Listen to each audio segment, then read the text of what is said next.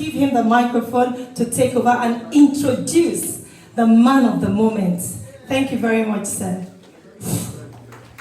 Let's put our hands together. Let's keep clapping. You can't stop clapping. You just can't stop clapping. Thank you so much, sir. Your Excellency, our own presidential candidate, the man of the moment, the game changer in the political atmosphere in Nigeria, the man of the people. No, I want to stand. Okay. Please sit down, please. Please sit down. I want to recognize other members of his entourage, the UK chapter chairman of the Labour Party, and all others that have accompanied me to be here. First, I want to appreciate all the groups here for the beautiful work you'll be doing. I want to appreciate you profusely. The work you are doing here is resonating in Nigeria, and the feedback is tremendous.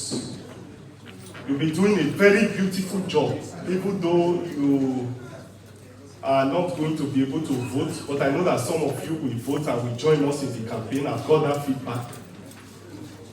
But the work you are doing from here is having a lot of effect in Nigeria. And I want to stay here to appreciate the beautiful work you are doing. I have seen the passion, I've seen the commitment. I have seen that you're already converted. Because our people used to say that those who are converted, they don't need the sermon.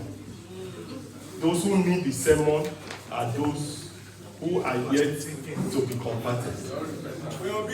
But it is sufficient to say clearly that the country is not working, the country is decaying, the economy has failed, politics have failed, security has broken down, all aspects of life of Nigeria is gone. And therefore, the decision you have taken, the decision we've all taken that we need to rescue the country is a patriotic duty that we need to take. And there's no other time to take it. The time is now. If we miss it next year, because of press, I don't want to say Nigeria would have been gone. But I'm happy that Nigerians have taken over this. They have taken the bull by the horn. Because the momentum we are gathering today, what we've seen today, has never happened in the history of the country. Yes.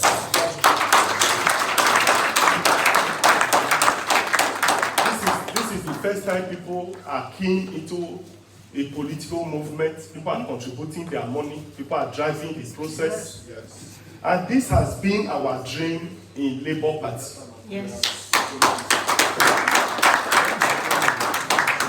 I say so because PDP and APC and other political parties are owned by money bags. That is why competent and credible people can never emerge from that process. Yes. That was why His Excellency could not emerge from that process, irrespective of his character, his competence, his pedigree, and his role modeling to people. Valentine Ozido couldn't make it in PDP because there are no stuff of that group. And the reason is because money bags have taken over the process, and they therefore dictate who takes the ticket. And you know what? They send their houseboys, they send their drivers, they send their mechanics to be governors, to be in the Senate, and to be in the House of Representatives. And that is why the country will never work. So long as PDP and APC remain in government under the current dispensation, it will never, never work.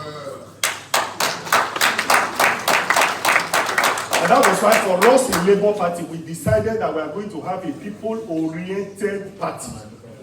Yes. party that will be driven by the people, that will follow the mandate of the people, that will follow the dictates of the people, and that will choose the popular candidates. And that was why we followed Peter Obi and made sure that he won the presidential ticket.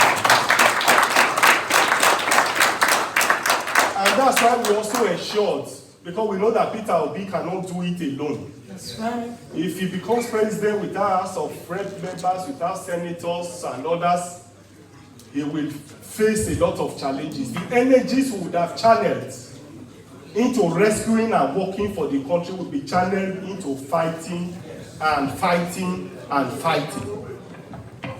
And therefore, that's why we have opened our platform to credible Nigerians, to technocrats, to professionals that has what it takes to take over the country, take over government, and reposition the country for greatness.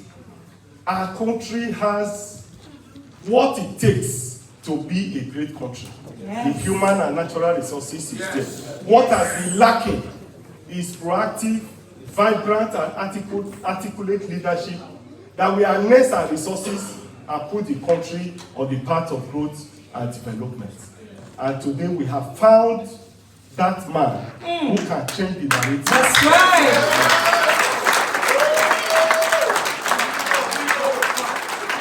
And that is no other person. It's not because he's my presidential candidate that I'm saying it. The facts are clear. The facts are clear.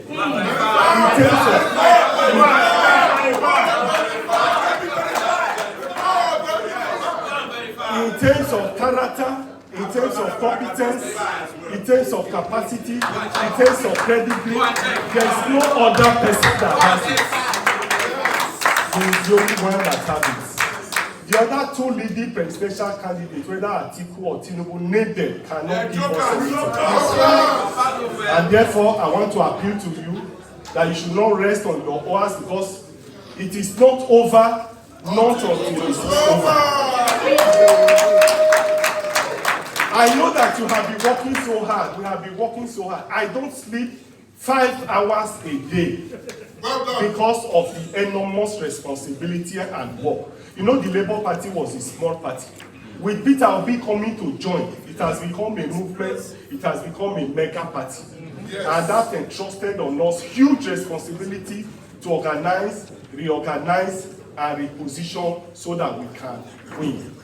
And therefore, none of us should rest on our oars. We should not be discouraged by what we hear or what we see, because the devil is there. The forces of darkness that do not want Nigeria to come to the limelight are still there. And they are liars. And therefore, they may want to discourage you. I want to appeal to you that we must be courageous. Amen. We must continue in this fight. Amen. We must continue in this struggle till victory is sure. Amen. I want you to join me to sing the Labour song. Yes. There is victory for us in the struggle for Nigeria. There is victory for us. Forward, ever, backward, never. In the struggle for Nigeria, there is victory. Victory, sure, we must win. Let's put our hands together. Let's put our hands